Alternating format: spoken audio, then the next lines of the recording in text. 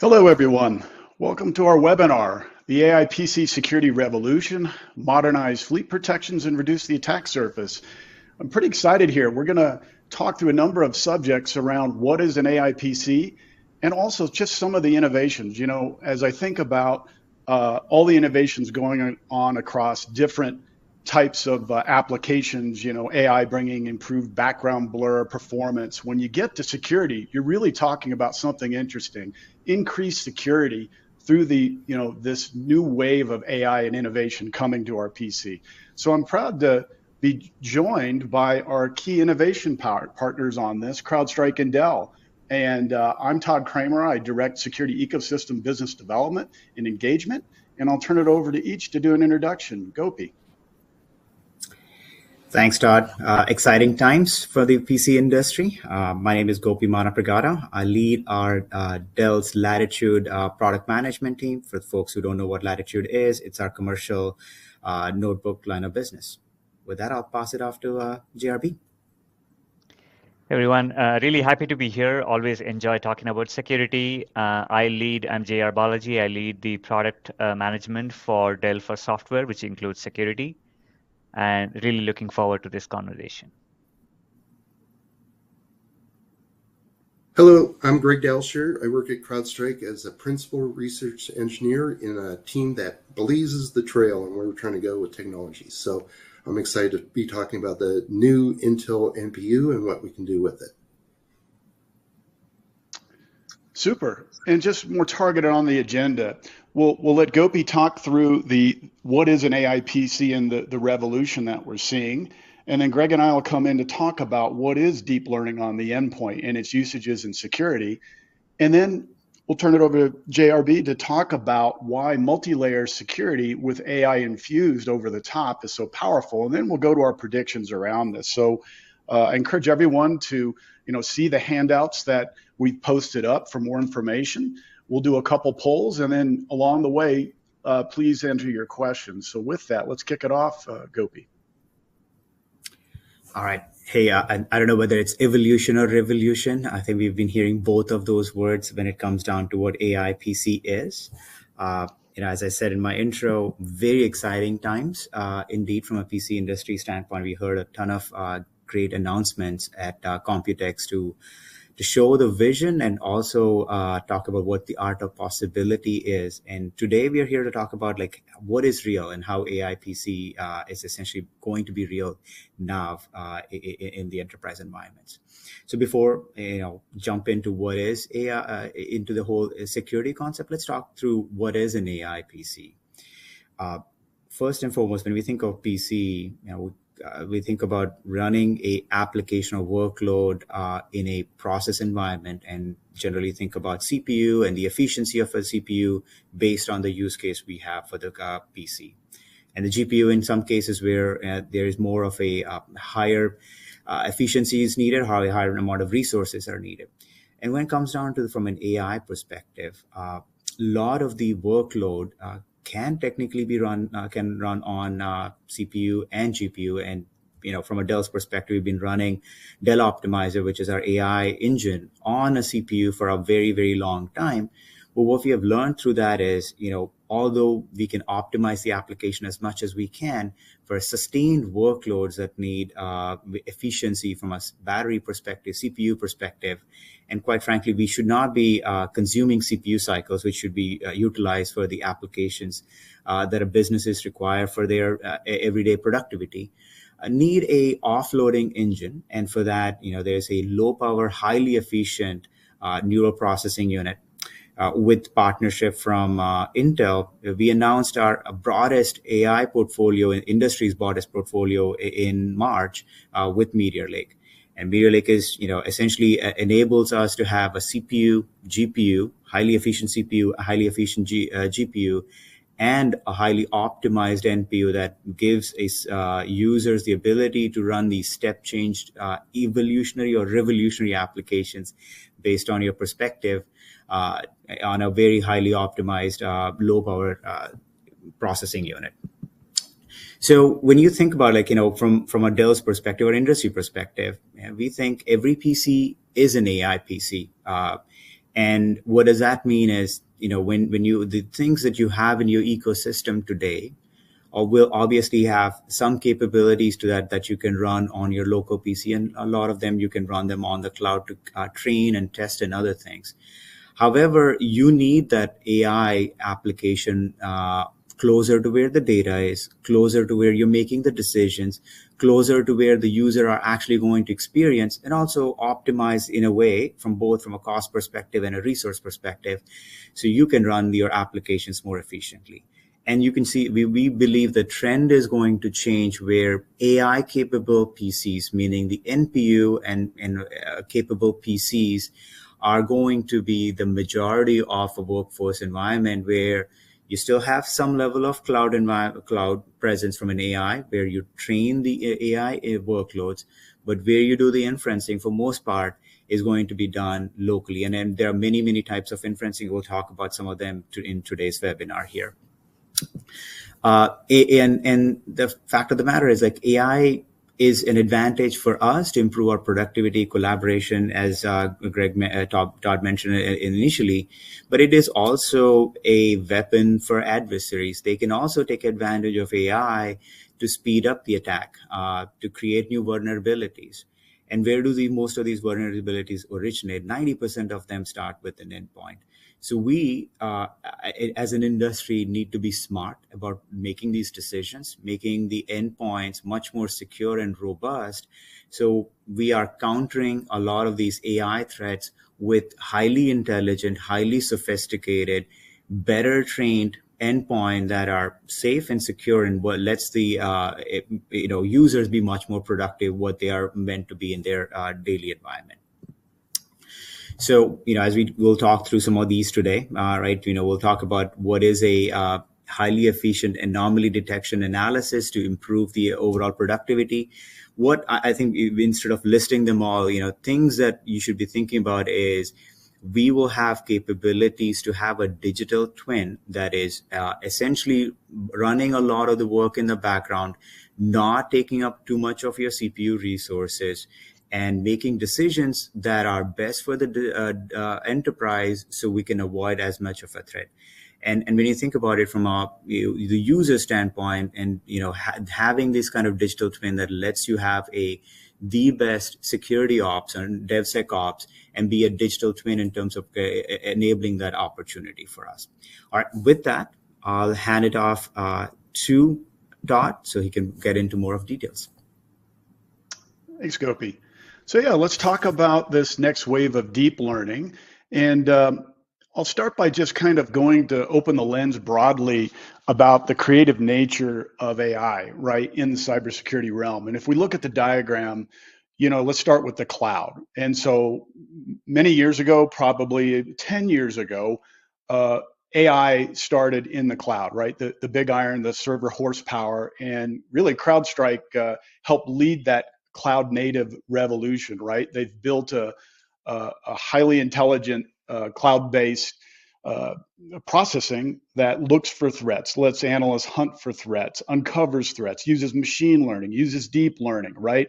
That's quite powerful today. And so now we're shifting from only in the cloud with very sporadic usages that happen on the client, to talking about deep learning running on that Intel Core Ultra and really all our XPUs, right? There's certain use cases where, if there's an immediate threat, an AI may be run directly on the CPU.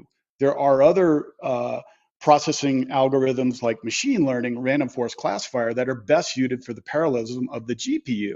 But most of these new innovations, when we talk about the type of algorithms that are deep learning class, that's what's going to run on what Gopi said, the background in a low sustained manner on the NPU. So you're going to see all of that, all of those XPUs, especially the NPU, light up on clients. And so, we're working with the security ISV industry, and really the creative innovations that are coming out is what I've listed on the right side. And so, to talk about that, I put a slide that we'll talk about next about hybrid AI to remind us how the cloud model works today to feed data, more data to that AI to get more accurate. I'll talk about that.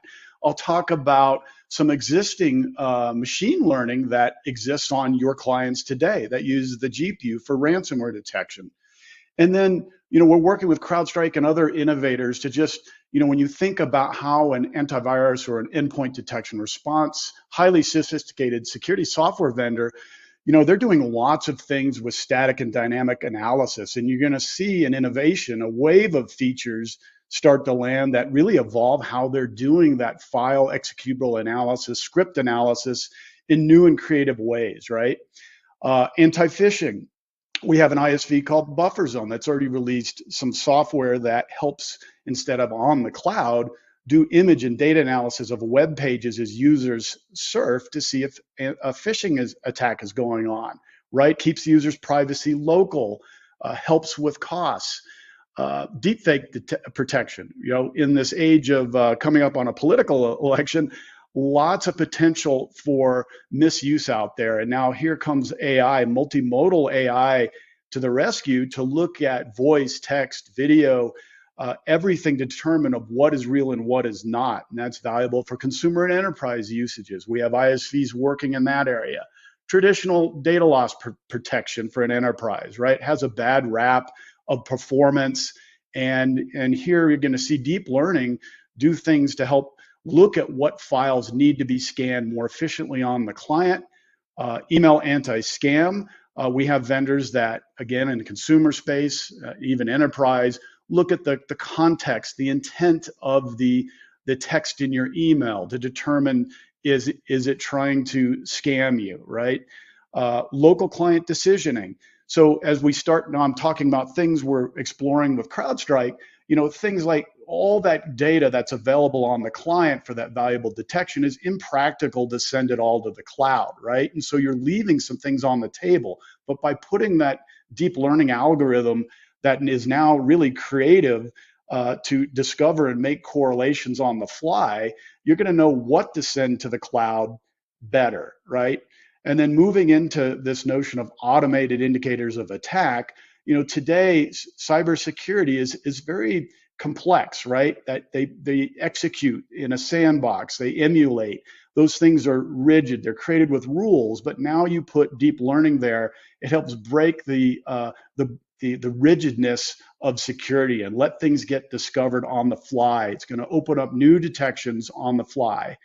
And then SecOps assistance, right? You may have a co-pilot as a user, as we all do, but in an enterprise fashion, you have a SecOps assistant for your analysts, like Charlotte AI, right? It uses LLMs, it strings together other AI on the client together with the cloud to analyze vast security data and telemetry.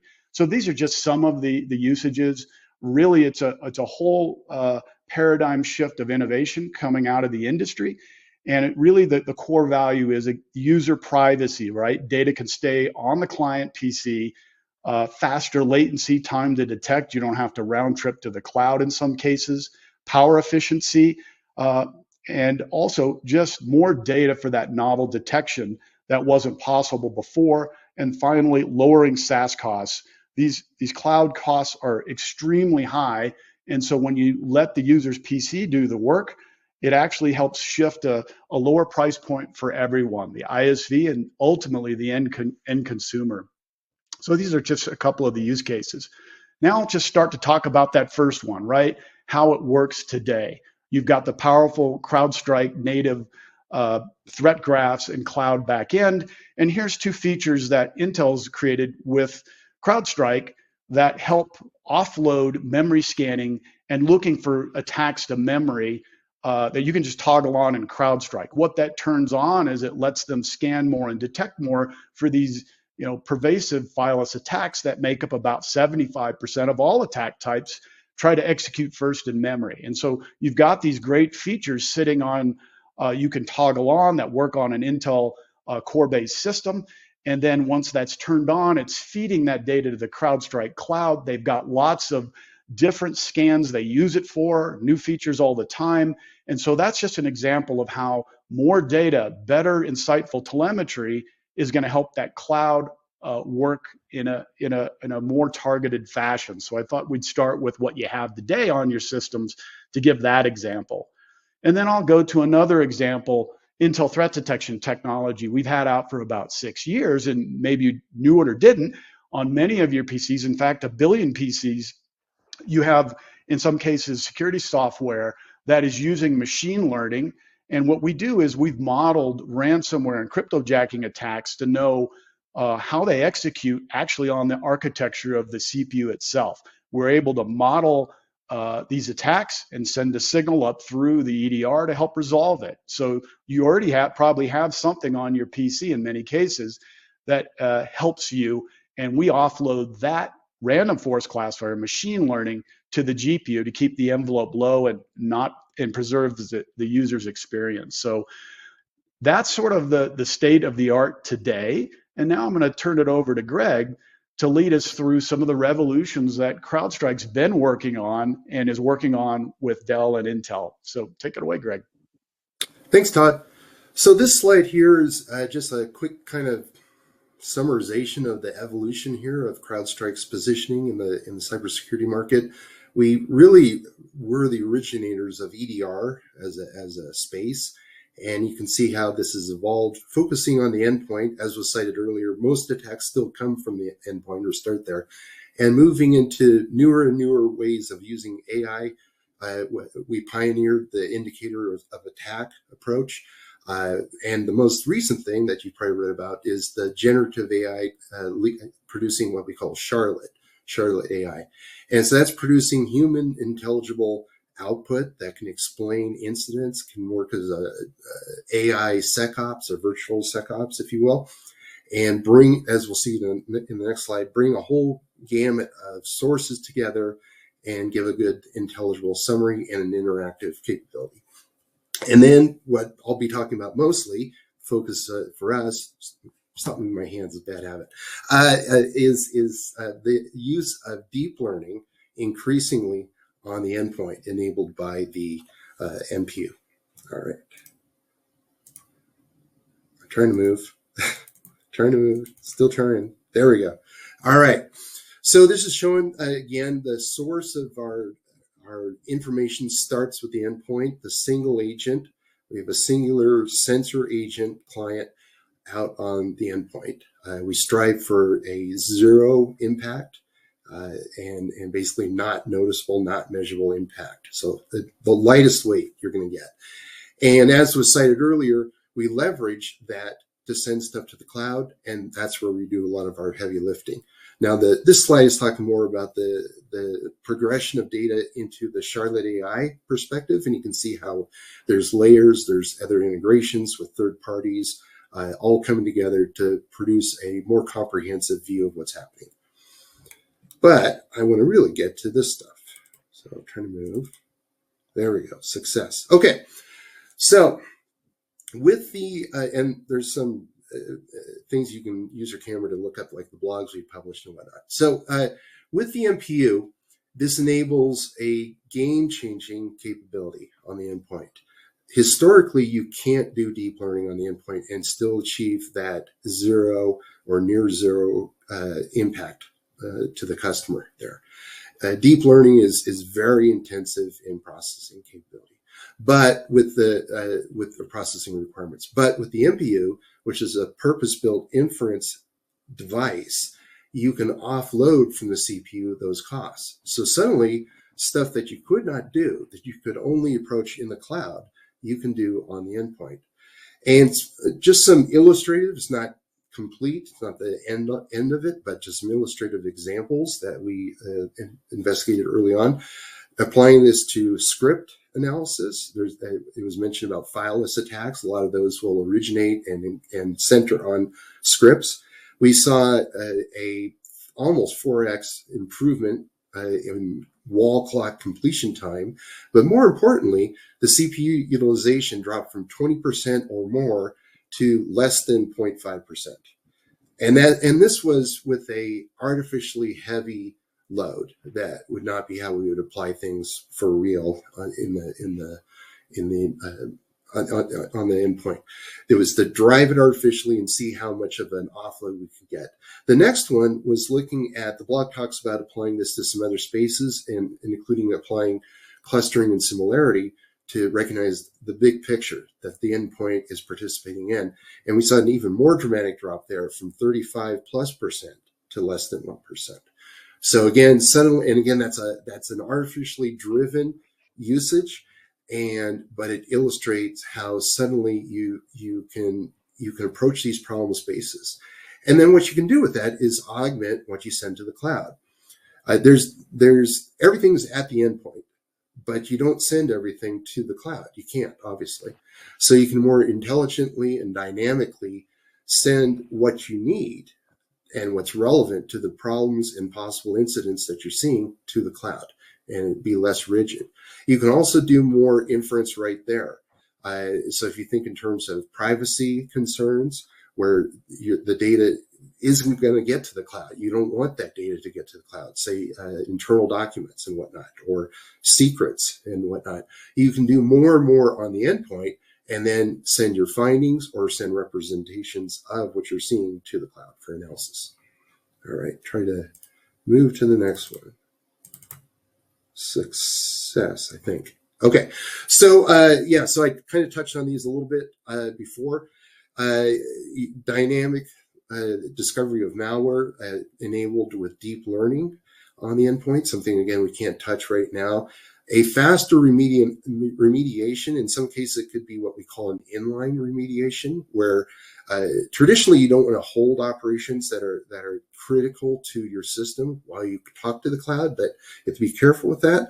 So you could do more inline remediation, and then a reduction in human-authored rules or heuristics that are built upon domain expertise. Those are still valuable, but the more you can target and hit with AI, deep learning enabled AI, the better. And then you can focus on kind of the pointy end of the stick with the human authored rules.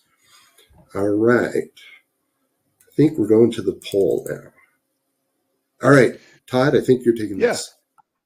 Yeah, so let's just see, has your organization implemented AI-powered cybersecurity solutions? Knowing obviously a lot depends on your software vendor like CrowdStrike, but your familiarity with the AI-based features, have you implemented those? And we'll take about 20 seconds here. So before I close it, please get your vote in, yes, no, or not yet, but you're considering. Looks like that's building up there.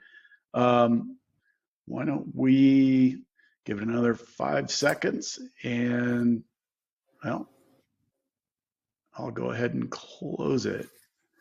So I think Greg looks kind of caught up there, even across the board, right? So obviously knowing what your ISV security vendor has was one thing, and how it's using AI, or maybe they could be answering this question in the related to SecOps assistance, right? Which their teams in IT are using. So any comments you have, Greg? I see opportunity here that people aren't using it yet, but with the wider adoption of AI-enabled, deep learning-enabled PCs, this is only going to grow. There's an interest in it. And technologies that are relatable, like Charlotte AI, where you have human understandable output, is only going to help drive this. Yeah. And, I was looking ahead to some of the questions that are coming in. We'll answer later. Really a lot of questions around, like, how do you turn this on? How do you activate it? So I'll save that for later. We'll talk about what it takes to get this value prop to come alive across the processor, the PC and its hardware, and the security software. So we'll touch on that later. Well, I'll turn it over to JRB here to take it away on multi-layer security, how it works with AI. Thanks, Todd. We're going to do a little bit of a pivot and talk about what I would call foundational security. It's important because, yes, there is AI and there is a lot of enthusiasm and also caution around AI and what it means for every sector, including cybersecurity. But we should not forget the fact, and what Gopi started on earlier in this session with, that two factors which are important. One is 90% of threats originate at the endpoint. And two, you're dealing with adversaries who are probably have almost unlimited resources and very persistent in their approach. That's who you're all dealing with. We all are collectively dealing with.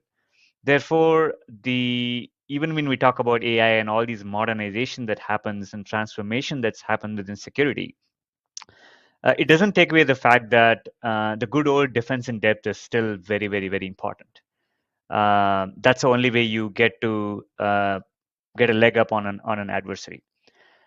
Given that, one of the things we look at is, obviously most organizations are well aware of the cybersecurity threats.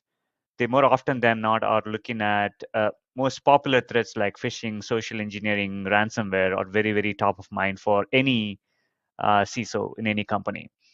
But let's also not forget the fact that when an adversary is trying to get into your environment, they are not going to use one tool, one technique, and one approach. They're going to most likely, 99% of the time, maybe more than that, are going to be looking at a combination of factors, tools, approach techniques to get into the environment. And once they get into the environment, they're going to do lateral movement and then go through a series of steps until they achieve their ultimate objective, which most likely is stealing some kind of information, data, or IP. Therefore, what we look at collectively, Dell, Intel, and CrowdStrike, is how do we continuously identify and build countermeasures, not necessarily for threats that have already emerged, but also threats that will emerge later on. And that way, we don't always play catch up with adversaries, that we are actually staying ahead. So that's what you're going to talk about in this section particularly. So let's look into this one. Now, this is, many of you might be familiar, is a MITRE attack technique. It's very well documented and followed. It's a comprehensive way of showcasing all the possible attack techniques an adversary could leverage to do some damage to any organization. And obviously, it goes through sequentially. There are a couple of steps before even what you see here, which is recon. And then after recon, it's initial access all the way to impact. Now, initial access has about 10 different techniques, and any adversary will have to use a combination, one or more of a combination of those to get into your environment. And typically, endpoints account for at least 4 or 5 of those, where endpoint could be exploited or a gap or a vulnerability on an endpoint can be exploited. So when we look at building countermeasures, we look at a lot of different factors. For example, credential theft is very popular. We have, over the last decade or so, pioneered and have an option where any multi-factor authentication on a device, it's stored and processed on a secure chip and not on an OS level, so that it cannot be easily tampered with.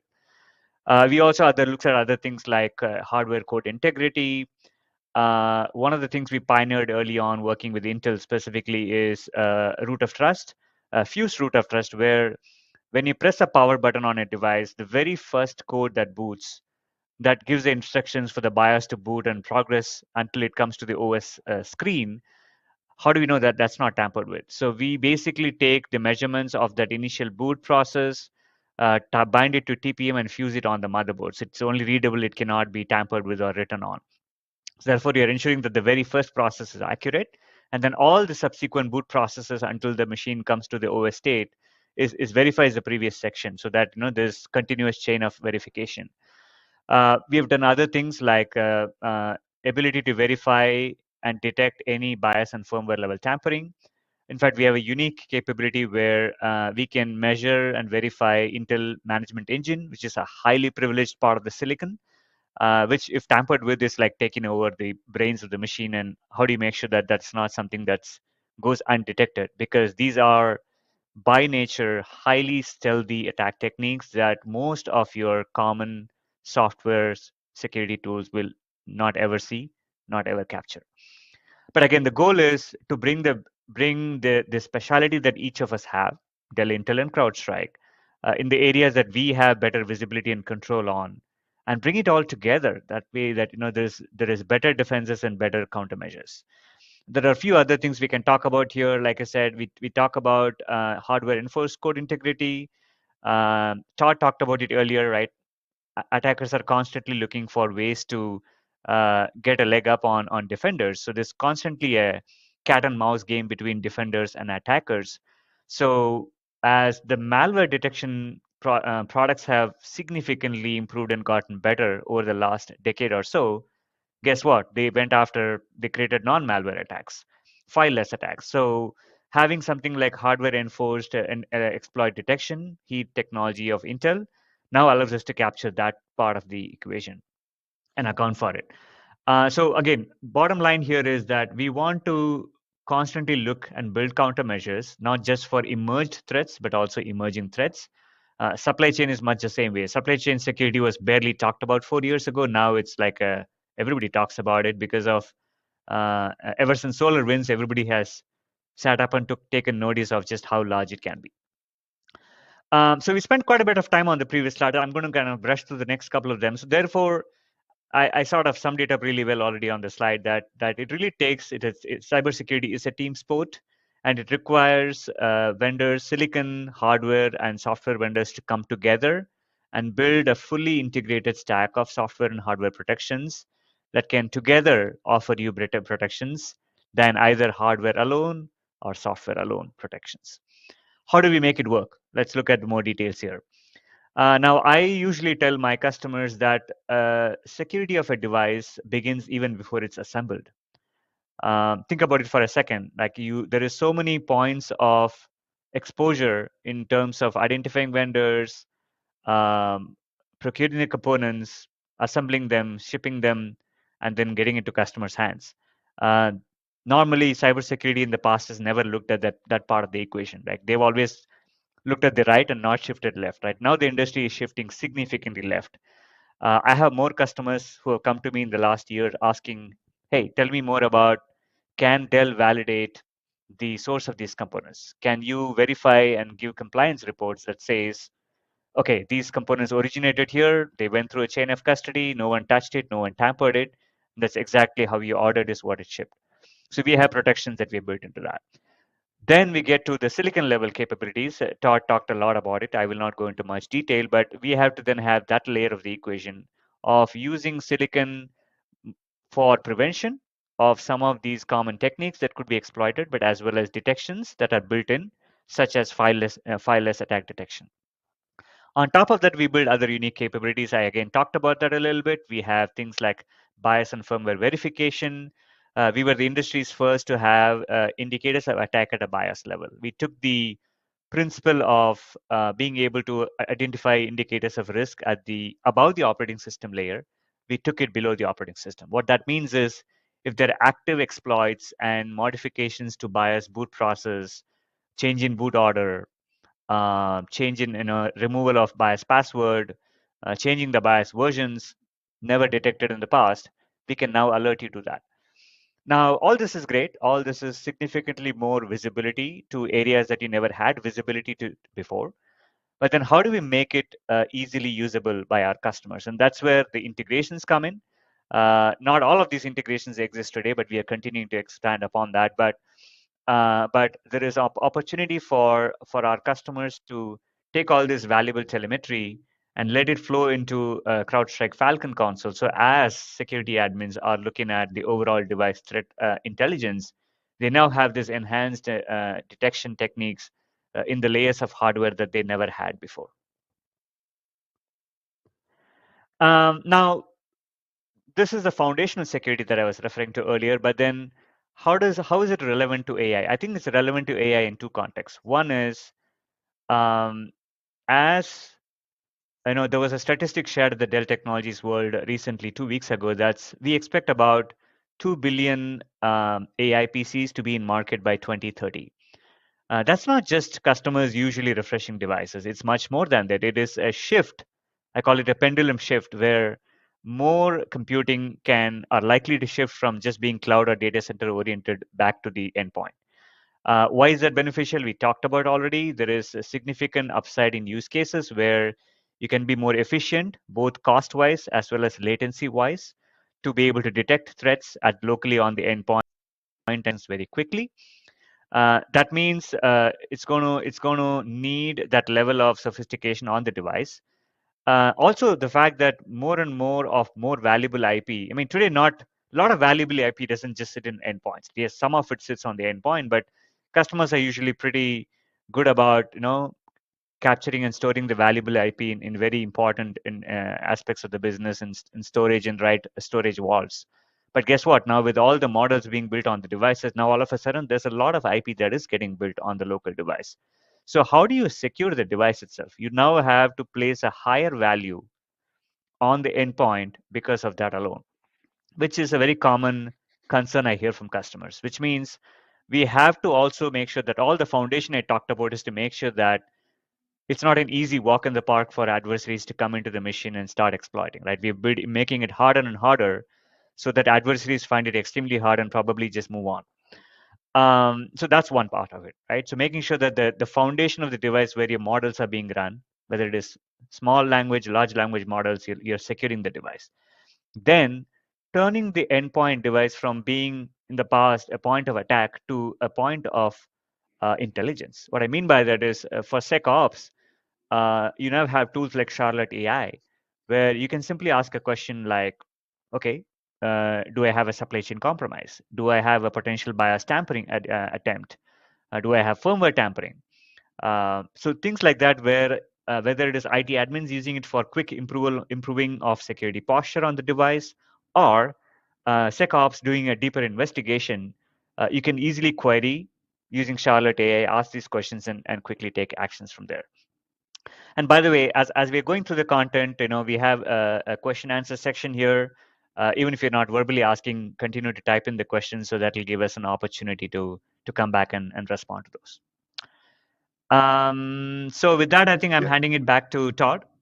Yeah, thanks, Jerry B. So now we'll go through our round robin predictions on the future. But before we get there, I just wanted to remind everybody that there are the handouts, the great joint solution brief. If you are a Dell customer today or a CrowdStrike customer, there's lots of materials to let you know about these integrations and features today, right? How you turn those on, toggle switches, what attacks.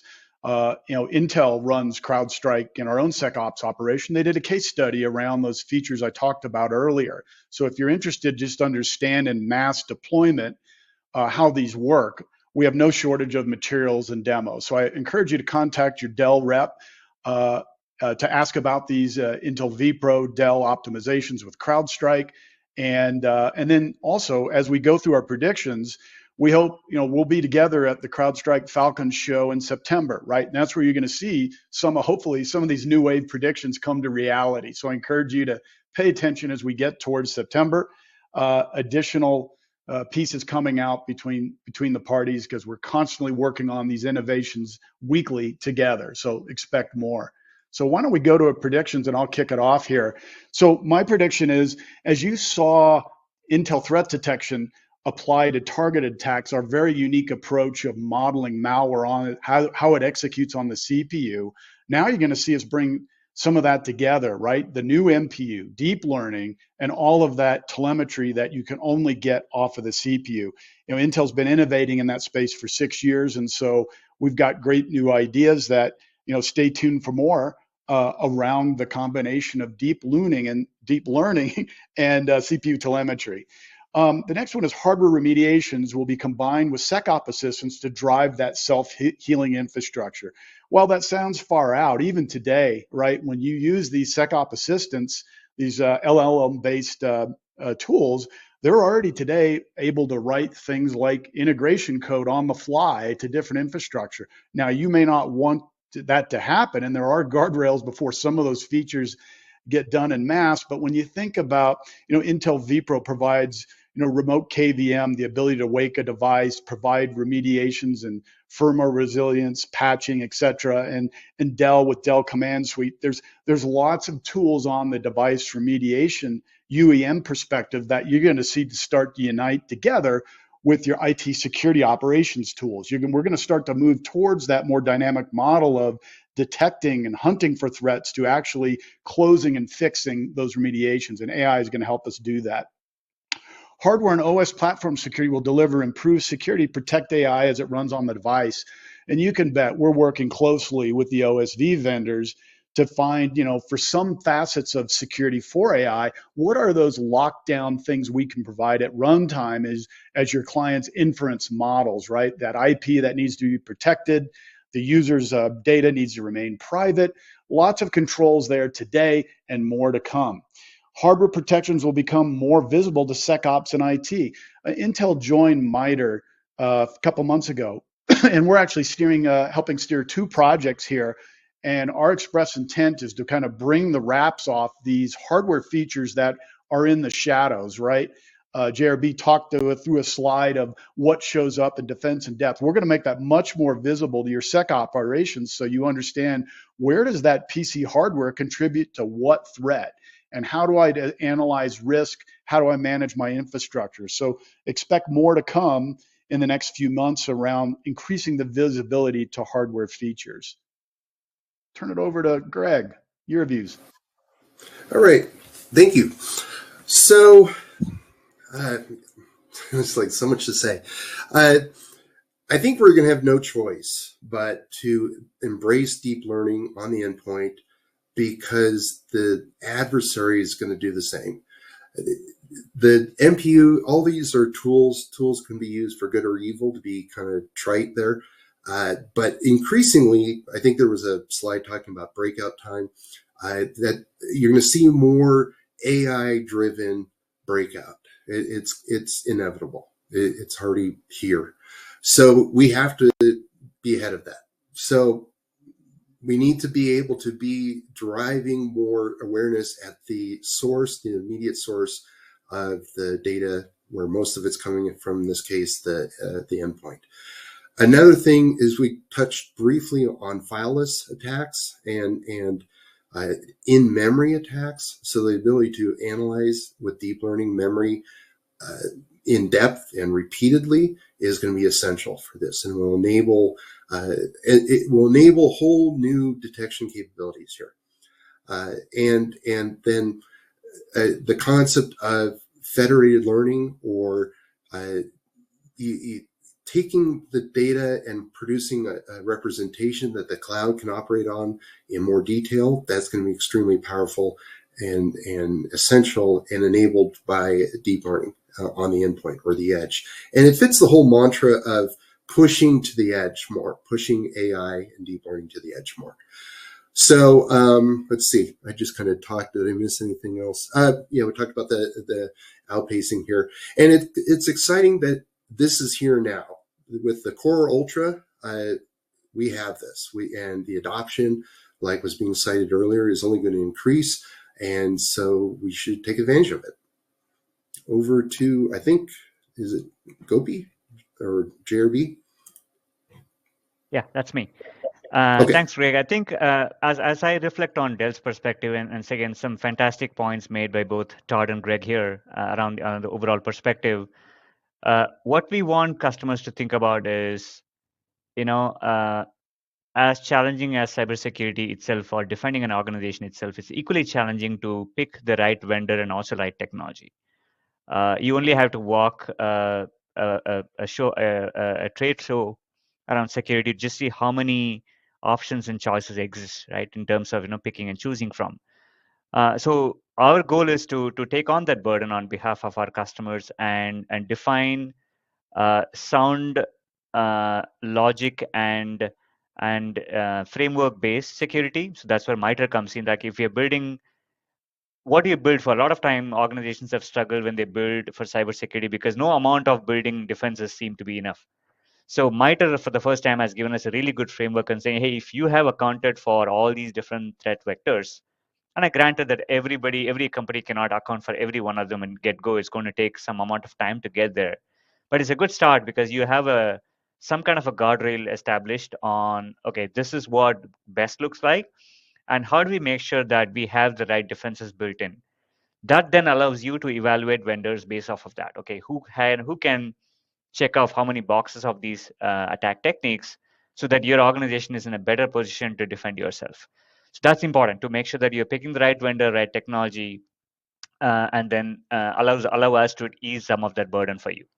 The second is, as I said, even as we think about emergence of AI and all the fancy new threat vectors that keep emerging all the time, let's not forget that foundational security is most important, because all an adversary needs is one point of entry, and they can find their way around your environment after that. So we need to ensure that that doesn't happen. And last but not the least, we wholeheartedly believe in the zero trust framework. because the concept has been around for a long time, but I think the particular challenge has been that implementing zero trust is not just a security tool implementation; it's an entirely IT architecture and methodology reinvention in some sense, right? So organizations have to build several checks and balances to make sure that the zero trust principles are completely implemented and without impeding user productivity. So we are here, right? We have several services options that we have offer. So if you're someone that is just wanting to deploy a particular solution or buy the most secure device, you can come to us. Or if you are like, okay, I'm going to take a pause and look at what you should do for your company, we have cybersecurity assessment, zero trust assessment, outcome-based assessments where we can come and look at your entire environment and tell you how you should be approaching a zero trust ecosystem. Or if you choose to have Dell implement a managed detection response or incident response solution, we have that covered too. So you can start your journey anywhere with this combination and find your way through what makes the best sense for your organization. We are here to help and reach out to us, and we'll be always happy to have that conversation. With that, I think we are jumping into a Q&A. Hey, Jeremy, I'll add one more thing, right? You and I had the opportunity last few weeks to be at many of these industry events and also meet our customers across the globe. One of the things that was, big eye-opening thing for me is generally we see a lot of a general hype cycle. But in this case, it is not just a hype cycle. It's the fact that most of our customers are not just considering it, but they are already using a ton of AI capabilities. And for them, the number one thing that came up in our conversation has always been around security and data privacy. And what's the best way for somebody to have that secure enough private data is only through by having a security that is taking advantage of the capabilities that are here and now, not waiting for something that will come up in a couple of years from now, but what's here and now. And to your point, pick the right vendor who has done the innovation, has the capability, and is capable of providing end-to-end security. Right? Well, great. Let's kick off. I think we've got about, I see about a dozen questions. We'll see how far we get here. So we'll do round robin quick hits. Are there additional ways Dell PCs have been optimized to leverage Intel vPro and CrowdStrike technologies? And I'll turn this to JRB, but I wanted to start to say, Intel vPro, what is it, right? It's a spec. It's Intel's best-in-class security and manageability silicon innovations. And we start with Dell many years in advance talking about what usages could you only do in silicon, what could be valuable. And then they innovate on top of that. And I think Dell's has the deepest integrations with vPro. I think over a dozen features, do that secure and protected boot. And then Dell applies numerous innovations. And then they, in turn, are working with CrowdStrike. So, JRB, other comments on that? Yeah, I think I covered it pretty reasonably exhaustively in my section. I think like I said, we look at, like I said, this is all, it's not like one versus the other. To me, it's like every piece of technology we add that adds a countermeasure against an emerging or emerged threat is a good thing because it makes it that much harder on adversaries. So we look at things like beyond what we do today with Intel, we have firmware verification, management engine verification, we do indicators of attack, we leverage some of the other technology, and then we surface it all in consoles like CrowdStrike so that you get better access to that.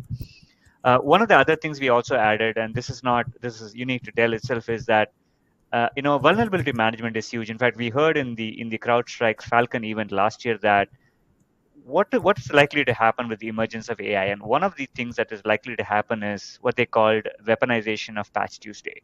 What that means is that now adversaries have the same level of intelligence in a fast-paced way to look across and say, okay, this fleet of devices have these kind of vulnerabilities on these particular firmware BIOS versions. Quick, easy access, let's go exploit them. Makes it that much easier. So we've also tried to play catch up, and we've said, okay, let's make sure that we identify vulnerabilities on our environment all the time. We do our own pen testing, expanded bug bounty program, all of that. And as we find them, we patch them and we issue advisories. but it's harder for customers to go look at that database and try to correlate which machine have it.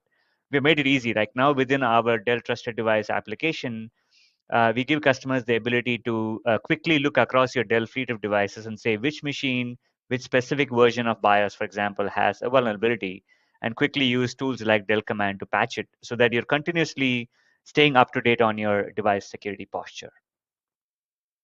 Great. Hey, I'll go to another question here. If data on endpoints is so important, what are we doing to protect stolen devices, such as encrypting data? And I'll kick it off by saying, in your silicon, there's lots of features that if someone actually got your device and they tried to glitch or reverse engineer to get data off of memory from that device, there's actually silicon features that help protect that, right, from that type of glitching attack. There's also things and capabilities in silicon to do things like remote secure erase, right? Worst case scenario, and your IT needs to wipe the device. And then I'll turn it over to JRB just to talk about other things Dell has that might be instrumental here if some device is stolen to help protect that. Yeah, so there are three things I'll talk about. One is from a hardware perspective, if it's stolen and somebody's trying to access the device, trying to read something off of memory and things like that. Let's say your machine is encrypted and there's no way to get access to data. So one of the ways is like, hey, what can they access from memory? So we have built-in ChASI intrusion that is also part of the same ecosystem. So if somebody opened your machine, even your notebook, we can alert you. There are two other partnerships that I'll call out. One is CrowdStrike has device control. So using CrowdStrike's Falcon and their basic endpoint protection software, you can now put policies or detect any potential attempt to exfiltrate data using USB drives. We can protect that. One step beyond that, we have partnership with Absolute, where if a device is stolen, you can send a wipe command. You can geolocate the device. You can send a wipe command and wipe all the data and brick the device. So we have mechanisms in place to address some of those use cases, and we can definitely talk to you more if you reach out to us. Great. Why don't we do one other question here, and we'll look to Greg for this one. Do AI-powered solutions continue to get smarter and more effective as they thwart more cyber attacks over time?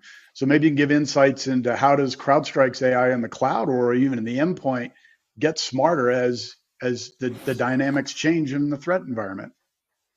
Sure. So the center of any AI or machine learning is going to be training. And so as you get a more refined corpus, as we call it, you can get a more refined trained model.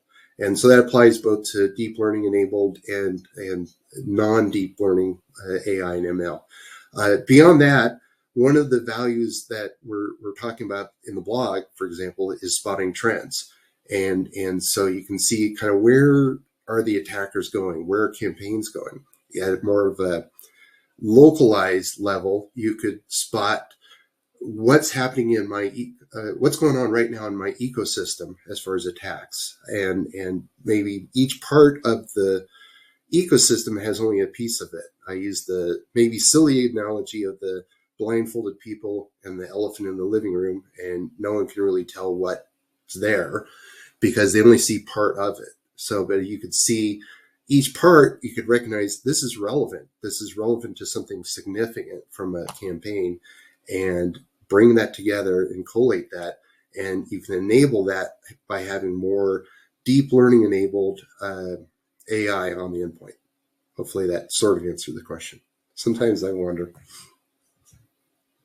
Thanks, Greg. Well, I want to take one more question here. Endpoint devices aside, does my organization need to have special IT infrastructure in place to leverage these solutions? And, my mind goes to CrowdStrike, right? There's lots of modules, the core EDR, there's add-on things like a SIEM, right? That is those two companion things. There's certain infrastructure that are probably the starting point of core that the security software operates on. And then you expand over time, depending on what your SecOps team is doing, or you turn it over to CrowdStrike or Dell to help provide managed services on it. So maybe what I'll do is just, Greg, quick comment on IT infrastructure, and then I'll go to JRB to just talk about, managed models that Dell's providing for CrowdStrike. So why don't I go to you first, Greg? Sure. So Overwatch is a key offering of CrowdStrike, where you can sign up and have a team of experts that can respond to whatever is happening in your ecosystem. With deep learning enabled AI, you can give those experts a leg up, and they know more quickly what to look at and how then work with your IT, with your security, own security operations teams, and give a targeted response that contain the attack. Again, we're looking at breakout times that are going to get beyond human capability to respond to. And another aspect is if something happened and you want to figure out, well, where did it go? How far did it get? Did it get anything super valuable? So a forensics angle in that respect, where again, you can go back to the customer's IT department and say, you need to go look at this and this because this may have been compromised, and bring out more data and investigate more. Over to, I think it was JRB. Yeah. Hey, and I'll net it out this way because I think this brings everything together. I think it's really like back to my comment about defense in depth. You can look at it as defense in depth or end to end. It really, to us, it starts with, okay, you start with, okay, making sure, did I acquire a machine without any kind of supply chain compromise? Now that you got the machine in the environment, is it booting to the right processes? Is something stealthy happening at the most foundational layers of the device that you don't have visibility to? So you got that accounted by having the right device in the silicon partnership here between Dell and Intel. Now, once that layer of the equation is accounted for, then you're looking at everything that Greg just talked about. Like now you're looking at more complicated, sophisticated threats, behavioral anomalies. CrowdStrike has what, Greg, about 26 modules, right? So depending on what the customer's threat modeling is, you can look at all of that space and have your own solution, do it yourself by having these software solutions and manage it entirely together. Now, there's not a lot of infrastructure required for this other than that, okay, everything that is within Intel and Dell is basically comes built into the device. So you got that covered. Then you purchase a software license from CrowdStrike, which is all very cloud native. So you have one sensor, very lightweight sensor, easy to deploy, and you can pretty much turn on, turn off capabilities in cloud and have access to additional visibility and telemetry. Now, let's say you got that covered. You're like, okay, I would like some expert to do it for me. That's where the Dell's services solutions comes in, where we can either be your managed detection response solution powered by CrowdStrike, where we will look at your threats 24/7 by 365, and we will alert you, or we will take action on your behalf. Or you could say, well, I want to be even more prepared, knowing that the breach is inevitable. We want Dell to come in and do incident response assessments, or maybe respond to touchwood, hopefully not, but an incident that might have occurred. We got that covered too, right? So we have that entire gamut covered. It's really a matter of meeting customers where they are, meeting you where you are, and making sure that we are giving you something that is that's easy to purchase, easy to manage, and easy to own and deploy. Well, super. I'll thank our speakers for joining us. Hopefully this was insightful. I look forward to doing more of these. And again, I think we're on the cusp of the AI PC security revolution, and it's already here today on your Dell PC, powered by CrowdStrike. And we'll see you at Falcon. Look forward to more innovations. Thanks, everyone. We'll close it out. Thank you.